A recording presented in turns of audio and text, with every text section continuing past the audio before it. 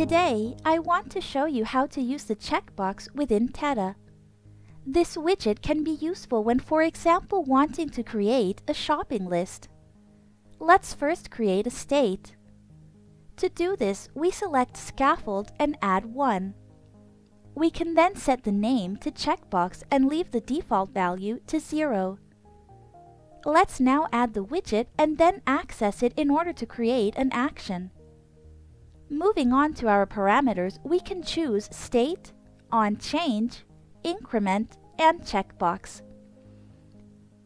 At this point, let's select the text and change it to be more dynamic.